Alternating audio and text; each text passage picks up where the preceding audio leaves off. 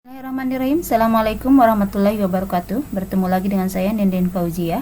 Masih akan membahas tentang termokimia, khususnya tentang penentuan nilai perubahan entalpi dari suatu reaksi. Kalau kita lihat di sini perubahan es yang wujudnya padat menjadi air yang wujudnya cair dalam proses mencair, ternyata proses tersebut memiliki entalpi sebesar 6,01 kJ per mol.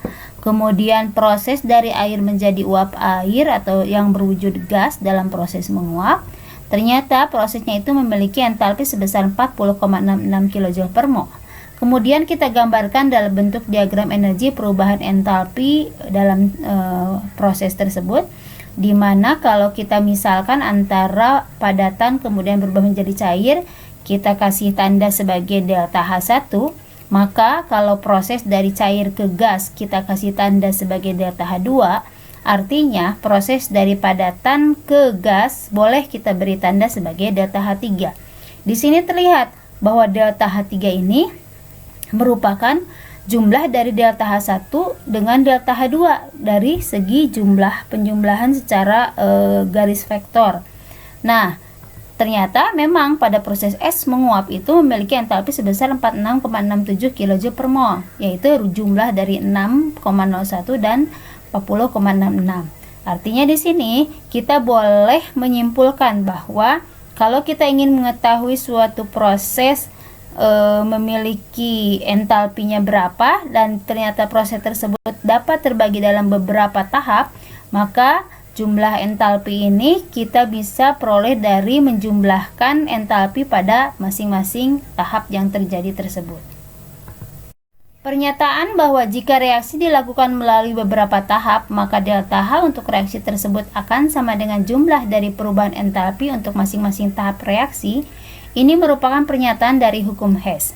Dan kalau misalkan kita gunakan hukum Hess ini untuk mengetahui entalpi pada suatu reaksi, di mana misalkan antara reaksi karbon yang dibakar kemudian menghasilkan CO2, ini dapat dilakukan secara eksperimen dan diperoleh sebagai entalpi yang kita kasih lambang sebagai delta H1. Kemudian eksperimen yang lain yaitu pembakaran gas CO menghasilkan CO2, kita kasih tanda sebagai delta H2. Maka kita bisa mengetahui suatu proses yaitu pembakaran dari karbon menjadi gas CO, di mana pembakaran dari karbon menjadi gas CO ini adalah suatu proses pembakaran tidak sempurna. Artinya proses ini kemungkinan besar merupakan proses yang terjadi secara tidak sengaja. Nah, proses yang terjadi secara tidak sengaja untuk dibuat secara eksperimen ini agak sulit. Maka kita bisa menggunakan hukum Hess untuk mengetahui berapa entalpi pembakaran gas karbon yang menghasilkan gas CO dan kita kasih lambang sebagai delta H3. Nah, di sini berbeda dengan yang tadi. Kalau yang tadi delta H3 sama dengan delta H1 tambah delta H2, maka kalau untuk proses yang ini delta H3 itu bukan jumlah dari delta H1 dengan delta H2, tapi justru delta H1 ini adalah jumlah dari delta H2 dengan delta H3. Sehingga kalau misalkan kita mau menentukan berapa delta H3, maka kita bisa menentukan sebagai delta H3 sama dengan delta H1 dikurangi delta H2, masukkan saja angkanya sehingga kita peroleh bahwa delta H3 ini sebesar minus 283,0 kJ. Jadi untuk proses karbon ditambah dengan setengah O2 menjadi gas CO, itu delta H-nya adalah sebesar min 283,0 kJ. Penggunaan hukum Hess ini juga bisa digunakan dengan cara sedikit berbeda. Prosesnya sama ini. Misalkan sama kita ingin mengetahui berapa nilai entalpi reaksi untuk pembakaran karbon yang menghasilkan gas CO. Dan kita sudah punya data eksperimen pembakaran gas karbon menjadi CO2 dan pembakaran gas karbon monoksida menjadi CO2. Maka cara yang sedikit berbedanya atau cara lainnya adalah seperti ini. Untuk reaksi yang pertama kita salin tetap tanpa ada perubahan. Kemudian untuk menghilangkan spesimen-spesimen yang tidak terdapat dalam reaksi yang kita tuju, kita gunakan reaksi yang kedua tetapi dalam posisi yang terbalik.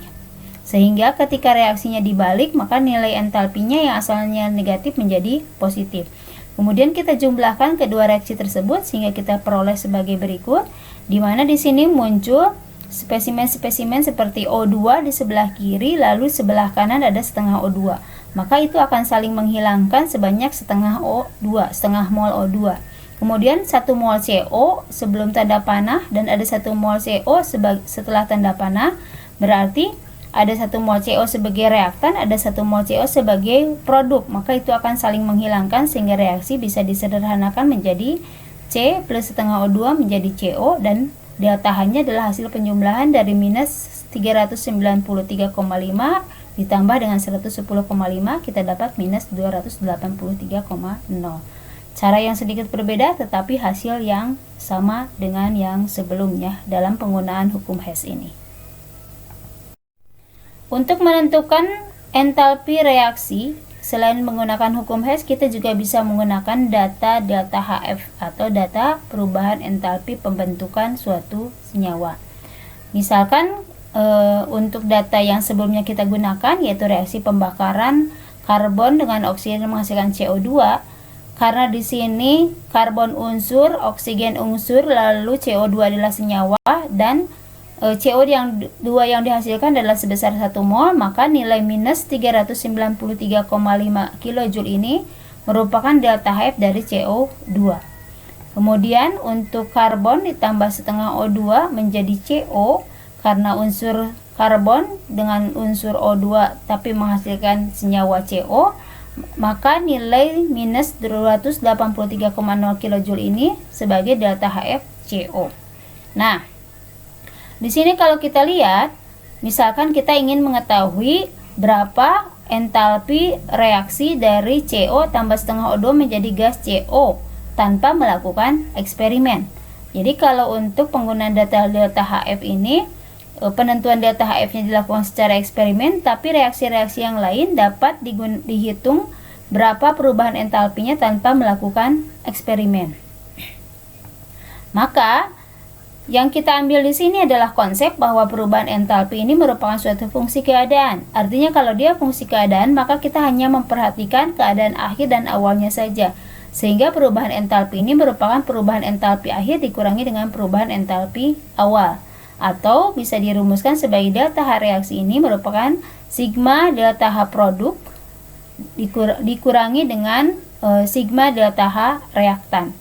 Sehingga untuk reaksi yang ini kita bisa lihat bahwa delta H reaksinya ini kan produknya adalah CO2, maka delta H CO2 dikurangi reaktannya adalah CO dan setengah O2. Berarti dikurangi delta HFCO ditambah dengan setengah delta HFO2. Situ delta HFCO2 nya kita ganti dengan angka minus 393,5. Untuk CO dengan minus 283. Untuk delta HFO2 ini 0 karena delta HF itu hanya ada untuk senyawa. Kalau unsur kan tidak memiliki nilai delta HF, karena yang namanya delta HF itu adalah delta H yang dimiliki oleh pembentukan satu mol senyawa dari unsur-unsurnya. Maka kalau unsur ini tidak memiliki delta HF. Artinya untuk reaksi yang CO plus setengah O2 menjadi CO2, delta H-nya adalah minus 110,5 kJ. Sama dengan data-data yang sebelumnya, hanya cara penentuannya yang berbeda. Berikut adalah data entalpi pembentukan standar untuk beberapa senyawa. Kalau tidak terdapat di sini, bisa dicari pada sumber-sumber yang terdapat pada buku-buku yang tersedia ataupun bisa dicari di internet. Penentuan entalpi reaksi juga bisa dilakukan dengan menggunakan data energi ikatan. Jadi kalau untuk data energi ikatan, misalkan kita pergunakan reaksi yang sama, yaitu 2CO plus oksigen menjadi 2CO2 atau pembakaran gas karbon monoksida menghasilkan gas karbon dioksida. Maka sudut pandang dari penentuan entalpi dengan menggunakan data energi ikatan adalah kita lihat bahwa di sini gas karbon monoksida ini terdiri dari karbon dan oksigen yang berikatan dengan ikatan rangkap 2 sebenarnya. Kemudian bereaksi dengan gas oksigen sama berikatan rangkap 2. Maka pada proses di sini ini terjadi proses pemotongan dulu, di mana semua molekul itu ikatannya dibubarkan dulu. Jadi prinsipnya dalam ikatan pembentukan ikatan kimia itu adalah senyawa-senyawa tersebut memutuskan dulu semua ikatan yang lamanya untuk membentuk ikatan yang baru. Jadi di sini putuskan semua ikatan sehingga nanti berubah menjadi seolah-olah menjadi atom-atom tunggal yang kemudian nanti akan saling mengikat kembali membentuk ikatan yang baru sehingga menghasilkan gas karbon dioksida. Nah, di sini terlihat bahwa delta reaksi ini ditentukan sebagai jumlah energi ikatan pemutusan dikurangi dengan jumlah ikatan energi pembentukan. Dan berikut adalah data energi ikatan yang bisa dipergunakan untuk memperhitungkan entalpi reaksi berdasarkan data energi ikatan atau pemutusan ikatan dan pembentukan ikatan. Terima kasih atas perhatiannya. Billahi taufik wal hidayah. Assalamualaikum warahmatullahi wabarakatuh. Dan jika Anda berkenan, tolong like and subscribe.